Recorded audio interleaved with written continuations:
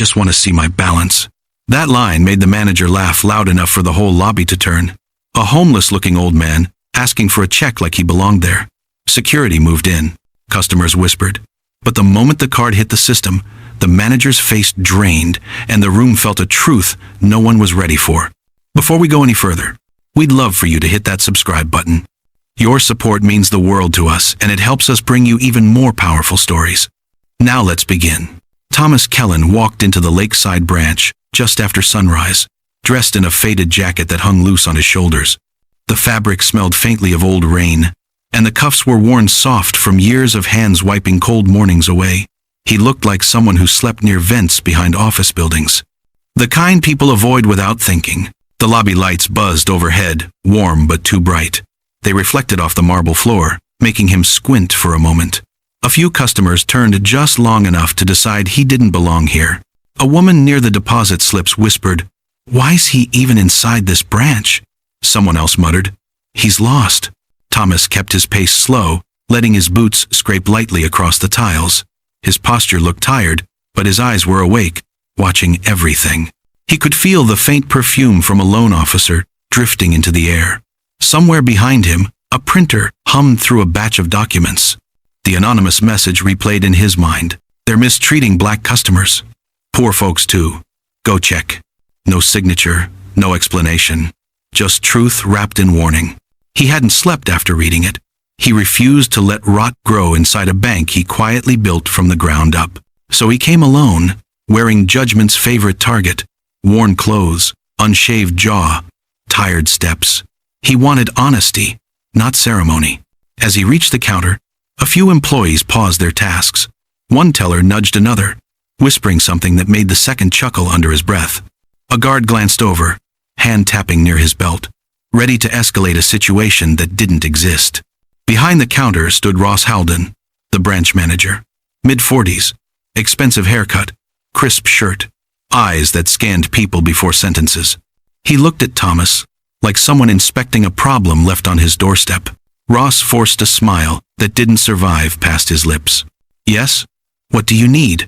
Thomas placed a black diamond platinum card on the desk. The edges were worn, but the weight of it was unmistakable. "I just want to see my balance."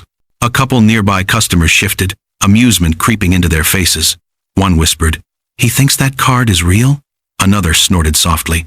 Ross tapped the card with his finger, smirking. "Sir, where did you get this?"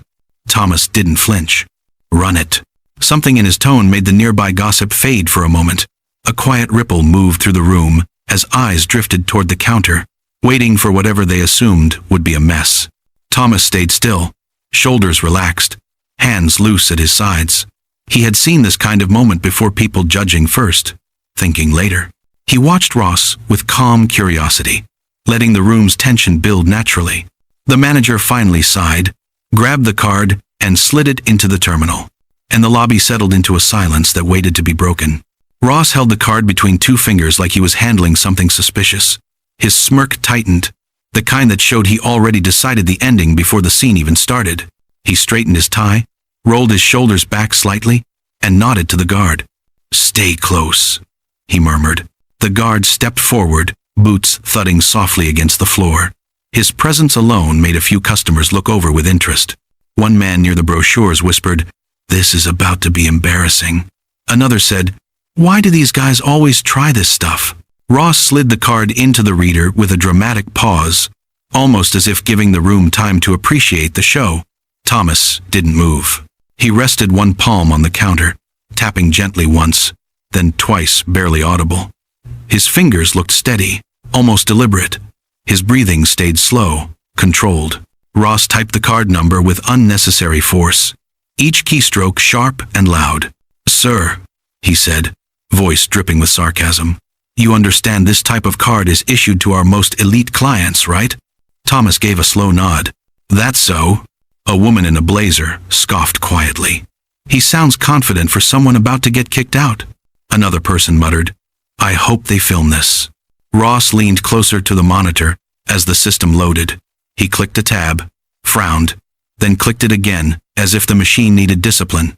"These scams get more creative every year," he said loudly, making sure everyone heard him. Thomas let the insult slide, He kept his shoulders relaxed, his gaze soft but unblinking. The air felt warmer around him, carrying the faint smell of toner and fresh paper. He could hear the faint shuffle of annoyed customers switching weight from one foot to the other. Ross hit enter. The screen froze for a moment. A circle spun once. Then the next page loaded. Ross frowned deeper. He adjusted the monitor slightly, thinking maybe the viewing angle distorted the information. He clicked again. Harder. His jaw tightened a little. "What's wrong?" someone asked quietly. "I thought he'd be thrown out by now," another replied. The spinning icon disappeared, replaced by the account details. Ross blinked, leaned forward. Blink again. He whispered something under his breath, a sound too soft to catch. His face stiffened. One hand slowly lifted from the desk, hovering near his mouth as he stared at the name on the screen, like it was a mistake he couldn't correct. Thomas didn't speak. He watched Ross's micro-movements, a tightening brow, a deep swallow, a sudden shift of posture, as the manager's confidence cracked at the edges. Ross clicked the Details tab again, faster this time, like repetition might change reality. The number didn't budge. The name didn't budge. Thomas Kellen. Account type, Executive Access. Balance. Enough to make Ross's throat tighten again. The guard behind Thomas leaned forward, trying to catch a glimpse. Confusion settling across his face. Ross cleared his throat, but the sound came out uneven. This is odd. The customers sensed something shift. Whispering softened. Phones tilted upward, capturing the moment Ross lost his footing. Thomas lifted his chin slightly, watching the manager wrestle with the truth he didn't want. Ross clicked a third time, frantic now. Nothing changed. And that was when the first crack in his composure showed his right hand trembled just once, before he gripped the desk to hide it. Ross stared at the monitor like it had flashed something dangerous. His pupils tightened. His breath came shallow, barely visible except for the slight rise in his shoulders. He clicked again, slower this time, as if accuracy depended on gentleness. Nothing changed.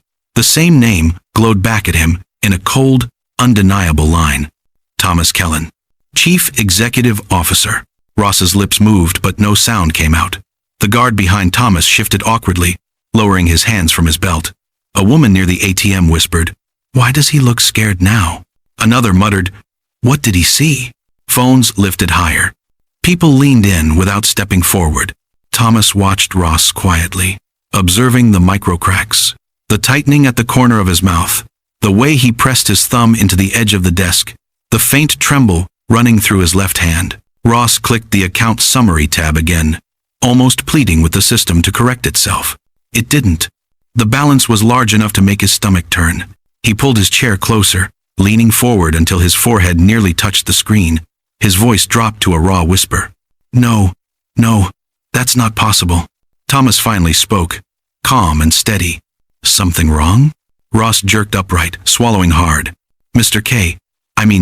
Sir, this must be a system error." "You sure?" Ross blinked rapidly, searching for words. His posture lost its earlier arrogance. His shoulders slouched. His tie suddenly looked too tight, and he tugged at it in a quick, nervous motion. Let me confirm something." He clicked through internal logs, verifying what he already knew. Every check pointed to the same truth. The old man in worn clothing wasn't pretending. He wasn't confused. He wasn't trespassing. He owned the place.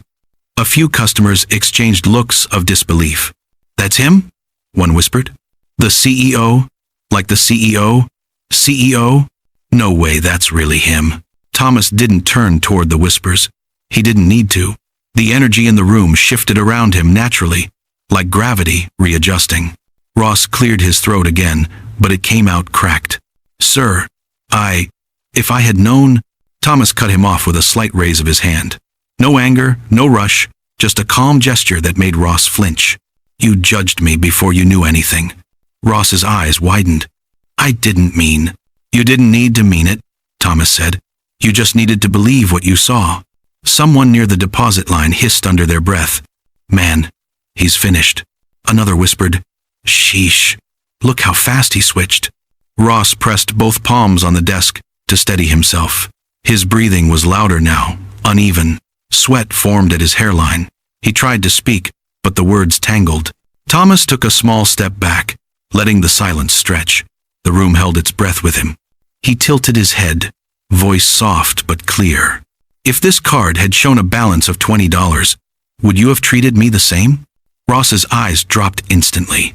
He didn't answer. He couldn't. And the truth sat between them, exposed for everyone watching. The lobby felt heavier after that question, like the air thickened around every person listening. Ross kept his eyes glued to the counter, jaw locked, breathing shallow. His earlier confidence was gone. Only panic stayed behind, tightening the muscles in his neck. Someone near the loan desks whispered, "He's cooked." Another whispered back, "Man was flexing 10 minutes ago." Thomas didn't raise his voice. He didn't need to. The stillness around him did the work. He stood with his hands loosely clasped behind his back, posture calm, the quiet authority of someone who had seen far worse storms. Ross tried to straighten up, forcing a professional tone that kept breaking. "Mr. Kellen, I assure you, this situation was misinterpreted." Thomas's eyebrow lifted slightly. "You laughed at me, Ross, before you even checked the card." The guard near the wall shifted his stance, suddenly unsure whose side he was supposed to be on. A pair of tellers pretended to straighten papers, though their eyes stayed glued to the scene. Ross opened his mouth, but the lobby murmurs cut him off. A man by the withdrawal line said under his breath, "He called security instantly." A woman added, "He didn't even ask the man a full question." Another murmured, "This is exactly what folks complain about." Ross heard every bit of it. The comments made his face tighten, his nostrils flare. He tried to take control again. "Sir, please, allow me to fix whatever went wrong here." Thomas stepped closer, not threatening, just near enough to make Ross hold his breath. "Tell me, Ross, when I walked in, what did you see first? My card or my clothes?" Ross's eyes flickered with guilt. Thomas didn't look triumphant. He looked tired. "You had one job," he said softly, "to make people feel safe when they walk in." Someone near the main entrance whispered, "This is going viral for sure." Another muttered, "Yeah, somebody's recording." Phones remained angled up, not hidden anymore. Ross ran a hand through his hair, messing up the careful styling he wore like armor. "Mr. Kellen, sir, I wasn't aware of who you—" "Exactly." Thomas's voice slid through the room with quiet weight. "Respect should not depend on identity." Ross shut his eyes for a moment, shoulders sagging. A dull ringing filled his ears, drowning out the lobby noise. When he opened them, Thomas was still watching him with that calm, unnervingly steady expression. Thomas turned slightly toward the crowd, not for a dramatic moment, but because the room was already listening. "A bank should not judge you before you finish a sentence," he said. "A balance doesn't determine dignity. A suit doesn't determine worth." Customers nodded quietly. A woman near the side chairs whispered, "Wish someone said that years ago." Ross swallowed hard. Sweat gathered near his collar. He tried again, voice trembling. "I apologize, sir, truly." Thomas didn't return the apology with comfort. "Your apology isn't for me," he said. "It's for everyone you handled this way before today." Ross blinked rapidly, eyes dropping to the floor. The tension in the room reached its quiet peak. Phones stayed raised. Everyone watched the man who once ruled the lobby shrink inside the same space he once dominated. And Thomas didn't need to say another word. The damage was already done. Thomas returned the next morning dressed in a charcoal suit, moving with the quiet confidence of someone who didn't need an introduction. The lobby straightened itself unintentionally. Conversations softened. A few employees pretended to reorganize papers just to avoid meeting his eyes. Ross Halden wasn't in the building. His office door was half open, the desk cleared, the nameplate removed. HR boxes sat stacked neatly inside. The silence around that doorway told the whole story. Thomas walked with the regional director toward the operations room. His tone stayed even, almost gentle, but every word carried weight. "No more guessing who deserves respect," he said. "Every customer gets dignity. Every time." New policies were activated before noon. Bias checks, complaint tracking, mandatory retraining, and a clear rule: nobody gets dismissed for looking poor. Some staff watched Thomas pass with guilt, others with relief. A teller whispered to her colleague, "Maybe this place will finally feel human again." When Thomas stepped outside, the morning breeze brushed across his face. He blended into the street as easily as he had blended into the lobby the day before, only now with cleaner clothes and eyes that had seen the truth he came for. He didn't need applause.